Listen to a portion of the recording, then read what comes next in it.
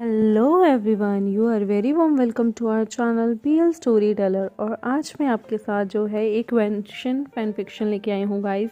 ये थोड़ी सी sad story है। जिनको सैड स्टोरी नहीं पसंद वो प्लीज़ इस स्टोरी को ना सुने, मेरी रिक्वेस्ट है। हेटरेड कमेंट नहीं कर रहिएगा क्योंकि मैंने पहले ही बता दिया है। तो ये आपका ऊपर है कि आप इस स्टोरी को सुनना चाहते हैं या नहीं। बाकी देखते हैं ये स्टोरी में क्या होता है। ये स्टोरी है जिसमें टॉप पे हमारा विवोजियन है और बॉटम लवांगची है। तो ये स्टोरी बस मैंने किसी चीज़ से इंस्पायर होके लिखी थी और आई डोंट नो, शायद मैं उस वक्त एक ऐसी सिचुएशन में थी जहाँ मुझे स्टोरी बहुत अच्छी लग रही थी। मुझे पता है लोगों को नहीं पसंद आएगी बट स्टिल मैं इसे शुरू करना चाहती हूँ। एक सेक्ट होता है यीलिंग का जो एक बार तबाह हो जाता है और ये स्टोरी है एम्परर वी वुजियान की। वी वुजियान जो कि एक वर्ल्ड में रहा करता था, मतलब मार्शल वर्ल्ड में रहता था, जिसके कंपैरिजन में कोई भी नहीं था। वो इतना अच्छा था कि वो पूरी दुनिया जीतने की ताकत रखा करता था। और जो वी वुजियान है वो एम्परर हुआ करता था कल्टीवेशन वर्ल्ड का। वो यीलिंग के वी सेक्ट का जो है बहुत बड़ा एम्परर था और उससे सब लोग डरा करते थे। उसका दबदबा इतना था गाइस कि उसके नाम से हर बंदे की फटके हाथ में आ जाती थी। वो जिस पैलेस में रहता था उसका नाम था डिमन सबड्यू केव। हाँ जी, मैंने वी की जो गुफा थी उसके पैलेस का नाम रखा है। और उसकी आप जानते ही हैं, स्वर्ड का नेम सुब्यान था और फ्लूट का नेम चिंचिंग। उसकी एम्प्रेस हुआ करती थी जिसका नाम था वन किंग। उसकी फर्स्ट कॉन्सोर्ट जियांग से थी, जियान यनयू, यानी कि जो जियांग से ब्लिंक्स थे उनकी एक और बहन हुआ करती थी जिसका नाम था यनयू, क्योंकि वो यानली को तो शिजे माना करता था और जंगचा को अपना एक तरह से भाई मानता था। उसकी सेकंड कॉन्सोर्ट नी हुए सिंह है। ये एक ओमेगा वर्स है गाइस, और इसलिए जो हमारा वी वुजियान है वो अल्फ़ा है। और पहले के टाइम में एम्परर जो है अपनी कितनी भी वाइफ और मिस्ट्रेस रख सकते थे, क्रॉन्किनबाइन भी। थर्ड उसकी जो है कॉन्सॉर्ट जिन से होती है, जिन सेक्ट से, जो कि म्या होती है। यहाँ पर हर सेक्ट आपको पता ही है, राजा जो होता है अपने आसपास के जितने भी क्षेत्र होते हैं वहाँ से रानियों से शादी कर लेते हैं ताकि उनका जो क्षेत्र है वो बढ़ जाए और सारे बंदों से उनकी संधि रहे। तो इसने भी क्या किया था, इसके यहाँ के जितने भी सेक्ट हुआ करते थे उन लोगों में इसने शादी कर ली थी। और उन सेक्ट से जैसे ही इसने उन सेक्ट की बेटियों से या लड़कों से शादी की, ओमेगाओं से शादी की, तो उसके बाद वहाँ से उस सेक्ट से और इसके सेक्ट के ताल्लुकात अच्छे हो गए। जैसे कि इसने गे के नी सेक्ट से शादी की, नी हुए सेंग से, जो इसकी कॉन्सॉर्ट बना। वन सेक्ट की वनचिंग से शादी की। जियांग सेक्ट की जो है उस लड़की से शादी की जिसका नाम था जियांग यनयू। और जिन सेक्ट से म्या से शादी की होती है। और इसके जो मिस्ट्रेस है वो जिंग क्वांग याओ होता है, यानी कि मिंगयाओ होता है। और इसका राइट हैंड तो होता है वेनिंग, जो कि वेनचिंग का भाई होता है, और लेफ्ट हैंड होता है मिंगयाओ, जो इसके लिए सारा काम किया करता था। जंगचा, जियांगयाली और जियांग येनयू जो हैं वो विजियान के मैटरनल यानी कि माँ की साइड के कज़न हुआ करते थे। और वो मतलब विवुजन हर चीज़ में स्किल्ड होता है सिवाय कुकिंग के। उसे कुकिंग करना नहीं आता। जो वेंचिंग होती है ना, उसे बहुत सारे काम असाइन होते हैं, वो बहुत ज़्यादा फेवरेबल होती है हमारे एम्परर की। और वी वुजियान ने उसे एम्प्रेस का टैग दिया हुआ था यिलिंग के वी सेक्ट में। वो हर चीज़ का ख्याल रखती थी। वी वुजियान के सबसे करीब अगर कोई था तो वो वेंचिंग थी, और वो उसकी पावर का, उसको कहाँ संधि करनी चाहिए उस चीज़ का, सेक्ट में क्या हो रहा है उस चीज़ का, अलायंस का, हर चीज़ का जो है वो अपने पास कथा चिठा रखती थी। और वो हेड थी एग्रीकल्चर डिपार्टमेंट की, फॉरेन डिपार्टमेंट की, हेल्थ डिपार्टमेंट की और होम मिनिस्ट्री की। वो एक इम्पीरियल हीलर की तरह भी काम किया करती थी। वो आर्चरी में, स्वॉर्डमैनशिप में और मेडिकल फील्ड में बहुत ज़्यादा अच्छी थी। वो अपने भाई वेनिंग को जो है पर्सनल एम्पीरियर बना के रखती थी अपना एज ए हेल्पर। और वी वुजियान भी उसकी बहुत केयर करता था, इसलिए वो उसे छोटे भाई की तरह मानता था और अपना राइट हैंड बना के रखता था। जो उसकी फर्स्ट कंसोर्ट होती है येन्यू, वो यूनमंग जियान सेक्ट से होती है। उसका और एम्परर का एक बेटा होता है। यहाँ वेंचिंग से भी जो है एम्परर को 2 बच्चे होते हैं, वी पिंग और वी जिंग। और यहाँ पर जो जियांग सेक्ट की लड़की होती है उसे वी फेंगयू नाम का एक बेटा होता है और वो भी बहुत पावरफुल होती है, स्ट्रेंथ उसकी अच्छी होती है, स्वॉर्डमैनशिप में बहुत गुड होती है, मार्शल आर्ट, और वो एजुकेशन डिपार्टमेंट, स्वॉर्डमैनशिप डिपार्टमेंट और मार्शल आर्ट के डिपार्टमेंट को देखा करती थी। वो पावर और वेपन्स के डिपार्टमेंट को भी देखा करती थी। जियांग यान्यू जो थी वो मैटरनल कज़न थी वी वुजियान की। उसे हेड डिसिपल यूनमक का एक टाइम पे घोषित किया गया था, इसलिए जो है हमारे वी वुजियान ने उससे शादी की थी। वो सेक्ट की सबसे सुंदर, सबसे अच्छी और प्रतिभाशाली जो है लड़कियों से शादी किया करता था, ताकि वो ऐसे पावरफुल ख़ानदान से हों कि उसके आगे कोई भी मतलब सिर उठा ना सके, हमेशा सिर झुकाए रखे। और वो स्किल थी आर्चरी, स्वॉर्डमैनशिप, मार्शल आर्ट में। सेकंड कंसोर्ट होती है नी हुइसिंग, हमारा प्यारा क्यूटी पाए। उससे एम्परर वी वुजियान को वी जू नाम की एक डॉटर होती है और वो जो है अपने भाई नी मिंगजू के नाम पर अपनी बेटी जू का नाम रखता है। नी हुइसिंग जो है वो बहुत अच्छा दोस्त होता है वी वुजियान का और वो वी वुजियान की जो है वर्ल्ड डिप्लोमेट्स में अच्छी मदद कर सकता था, क्योंकि जो है हमारा नी हुइसिंग वो इन चीज़ों में बेहतर नहीं था, स्वॉर्डमैनशिप, लड़ाई, दंगे, सब में, लेकिन उसकी जो वर्ल्ड लेवल की पॉलिटिक्स होती थी वो सराहनीय थी। इसलिए वी वुजियान ने उसे अपनी कंसोर्ट बनाया हुआ था। वो एक ओमेगा था, इसलिए वी वुजियान से उसे शादी करने में कोई दिक्कत नहीं हुई। और सबसे अच्छी बात है वो पति पत्नी थे और उनका बच्चा भी था, लेकिन वो एज अ दोस्त रहा करते थे, क्योंकि फर्स्ट नाइट जो होती थी एम्परर को अपनी मिस्ट्रेस या अपनी कॉन्क्यूबाइन के साथ बितानी होती थी, इसलिए उसके सबसे कोई ना कोई बच्चा ज़रूर था, क्योंकि वो बच्चा जो है वो अलायंस स्ट्रॉन्ग करने के लिए काम आता था। लेकिन वो इनमें से किसी से प्यार नहीं करता था, लेकिन सबकी रिस्पेक्ट करता था, सबको टाइम देता था, सबकी बातें सुना करता था। लेकिन उसकी टॉप प्रायोरिटी वेंचिंग होती है। वो भी राज हम जानेंगे कि वो उसकी टॉप प्रायोरिटी क्यों होती है। वो वेंचिंग से प्यार नहीं करता था, लेकिन वेंचिंग की बहुत रिस्पेक्ट करता था गाइस, क्योंकि वो वेंचिंग को बहुत मानता था और वेंचिंग भी उसके लिए लॉयल थी, उसके सेक्ट की एक इम्पॉर्टेंट पर्सन थी। और हमारा वी वुजियान जो है वो एक अल्फ़ा था। उसे सिर्फ बैटल फील्ड या फिर उसके पास्ट में कुछ ऐसा हुआ था जिसका उसे सिर्फ बदला लेना था। उसकी थर्ड कंसोर्ट जिन म्यामा होती हैं, जो कि लैनलिंग सेक्ट से होती है। उसके 2 बच्चे होते हैं एम्परर के साथ, वी युनदाओ और वी रुई। और वो एक नॉर्मल कल्टीवेटर थी, लेकिन वो एम्परर की बहुत लॉयल फ्रेंड थी, जिसने अपना लैनलिंग सेक्ट छोड़ दिया था वी वुजियान के लिए वॉर के टाइम पे। इसलिए उसने मिम्या से शादी कर ली थी और वो स्टॉक और ग्रोसरी डिपार्टमेंट संभाला करती थी, हैंडलूम डिपार्टमेंट यानी कि कपड़ों का डिपार्टमेंट और फाइनेंस डिपार्टमेंट संभाला करती थी। वो नॉर्मल डिसिपल थी लैनलिंग जिन सेक्ट की, लेकिन वो बहुत ज़्यादा लॉयल थी वी वुजियान को लेकर, जिसने अपने सेक्ट तक को छोड़ दिया। तो ऐसे बंदे को अपने सेक्ट में लाना फ़ायदे की बात होती है, ना कि बेवकूफ़ी।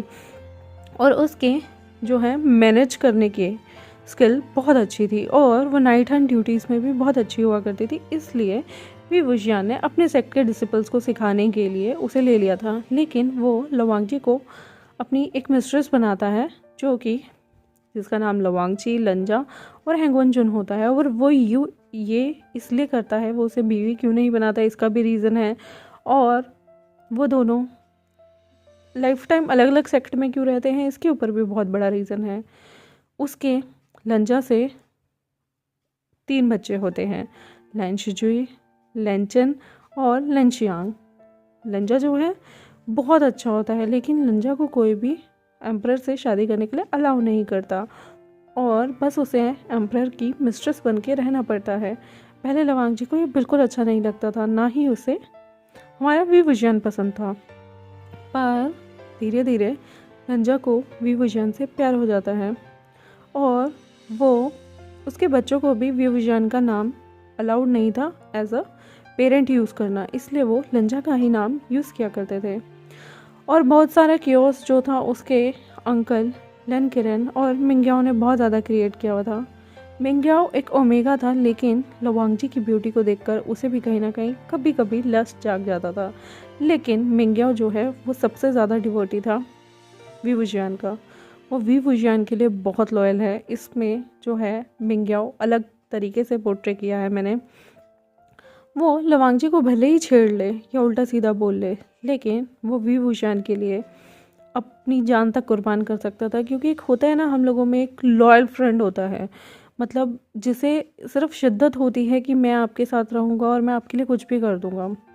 और वो लैनलिंग के पहले एक हेड डिसिपल था और वो बहुत ज़्यादा लैन सेक्ट का डिसिपल था जो लंजा होता है। वो हर चीज़ में परफेक्ट था और स्किल्ड था और वो कुछ भी कर सकता था। लंजा जो है बहुत ज़्यादा स्किल्ड हुआ करता था, लेकिन उसके अंकल की वजह से उसे एक मिस्ट्रेस बन के रहना पड़ा, लेकिन उसने कभी कोई शिकायत नहीं की। अगर ये स्टोरी आपको अच्छी लगी हो तो मुझे ज़रूर बताइएगा। गाइस, ये स्टोरी पेनफुल है लेकिन बहुत अच्छी है, इंटरेस्टिंग है। ये वर्ल्ड पॉलिटिक्स पे आधारित है कि सेक्ट में लोग बाग अपनी पोजीशन मजबूत करने के लिए क्या क्या नहीं कर गुजरते, शायद इंसानियत तक भूल जाते हैं। तो चलिए हम उसे शुरू करते हैं।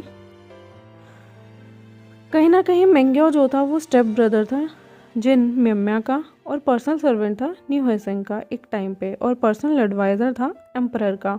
वो बहुत ज़्यादा स्किल्ड था हर चीज़ याद करने में, कॉन्स्पिरेसी में, डिप्लोमेसी में, पॉलिटिक्स में, और हरम पे रूल वही किया करता था। मैनिपुलेशन तो उसका दाएं हाथ का खेल हुआ करता था और एडवाइजिंग में वो सबसे आगे था। वो बहुत चतुर किस्म का इंसान था, इसलिए वी वुजियान को वो पसंद था, क्योंकि वो कुछ भी उसके लिए हर मुद्दा जल्दी से कंस्पायर कर लेता था और सामने वाले की क्या वीकनेस है, सामने वाली कंट्री वॉर में जो खेल रही है या उनके साथ लड़ रही है उसकी क्या वीकनेस है, वो उसे मिंग्याओ अक्सर बता दिया करता था। मिंग्याओ भी एक ओमेगा था, पर एक टाइम पे वी वुजियान उसे कहता है, मिंग्याओ अगर तुम मेरे साथ वॉर में रहोगे, तुम एक ओमेगा हो, हमारे बीच इंटीमेसी भी होगी, क्योंकि मैं अपने साथ वहाँ पर अपनी बीवियों को नहीं लेके जा सकता, और तुम प्रेग्नेंट होगे तो फिर तुम मेरे साथ नहीं रह सकते, तुम्हें बच्चों की देखभाल करनी होगी, और तुम मेरी इस कंट्री का ये रूल जानते हो। तो जो है हमारा प्यारा ओमेगा मिंग्याओ, वो वी वुजियान के साथ हर टाइम रहना चाहता था, इसलिए वो अपनी वॉर्म को भी सेक्रीफाइस कर देता है ताकि वो वी वुजियान के हरदम करीब रह सके और उसके साथ दुनिया घूम सके, उसकी हर विक्ट्री में और उसकी हर हार में उसके साथ हो। इसलिए मिंग्याओ जो है अपनी वॉर्म को निकलवा देता है ताकि वो कभी प्रेग्नेंट ना हो और उसे कोई भी वी वुजियान का लेफ्ट हैंड होने से ना रोक सके। वो हर चीज़ में बहुत अच्छा था, लेकिन वो बहुत लॉयल था वी वुजियान को लेकर। वो वी वुजियान को एज अ एम्परर ही नहीं, एज अ आइडल भी माना करता था। और जब हम अपने आइडल से बहुत पसंद करते हैं, आइडल को प्यार करते हैं और उसे एडमायर करते हैं, तो शायद हम उसके लिए कुछ भी कर गुजरते हैं, और सेम जज्बा जो था वो मिंग्याओ के अंदर था। अब देखते हैं हम कि वी वुजियान के साथ क्या हुआ था कि वो पूरे वर्ल्ड को जीतना चाहता था। जब 19 साल पहले वी सेक्ट जो था वो कंट्रोल में हुआ करता था एम्परर वी चैंगजे के और चांगसे सरन के, और वो एम्प्रेस हुआ करती थी जो कि वी वुजियान की मदर थी। तब उनकी टेरिटरी बहुत ज़्यादा हेल्दी थी और क्राउन प्रिंस वी वुजियान हुआ करता था। तब यिलिंग के वी सेक्ट में उसे घूसू के लन सेक्ट ने इन्वेड कर दिया था, यानी कि वहाँ पे आक्रमण करके उसे कब्जा लिया था। तब एम्परर वी वुजियान के दोनों पेरेंट्स जो थे, यानी कि वी चांगसे और चांगसे सरन जो थी, उनका असैसिनेट कर दिया गया था, यानी कि उन्हें पब्लिक में मार दिया गया था घूसू के लन सेक्ट द्वारा। और उसमें एक ट्रेटर, यानी कि एक बंदा जो कि घर से निकला हुआ सांप निकला, वो था लेंचरन। लेंचरन ने लेन एल्डर्स के साथ मिलके यिलिंग के वी सेक्ट को चीट किया था और लोगों को जिंदा जला दिया था और सब कुछ बर्बाद कर दिया था। घूसू के लेन सेक्ट ने वहाँ पर क्राउन प्रिंस को भी मारना चाहा, पर क्राउन प्रिंस जो था वो कहीं ना कहीं भाग गया था, इधर उधर निकल गया था, और उसे बचाने में हेल्प की थी यूनमक के जियांग सेक्ट ने। और ये बात हमेशा कल्टिवेटर वर्ल्ड से हिडन रही। यूनमक का जियांग सेक्ट मैटरनल रिलेटिव था, जो था हमारे वी यिलिंग के वी सेक्ट का, और जियांग फेम्या ने वी वुजियान को पाला अपना नॉर्मल डिसिप्लिन बनाकर, और उसने वी वुजियान को जो है घूसू के लेन सेक्ट में एज अ सर्वेंट, जियांगचन के सर्वेंट की तरह एक सीक्रेट मिशन पर भेजा, जहाँ पे वी वुजियान ने चाइल्डहुड में वेंजिंग और वेंडिंग को अपना दोस्त बना लिया था। जिशान का जो सेक्ट था वो भी बहुत ज़्यादा क्लोज था यिलिंग के वी सेक्ट से। तभी वहाँ पर चिंगी का नी सेक्ट भी से पढ़ने नी हुइसेंग आता है, जो कि बहुत ज़्यादा क्लोज हुआ करते थे यिलिंग के वी सेक्ट से। तभी जियांग येन्यू जो है उसे वी वुजियान, जो कि उसका कज़न होता है, उससे प्यार में पड़ जाती है।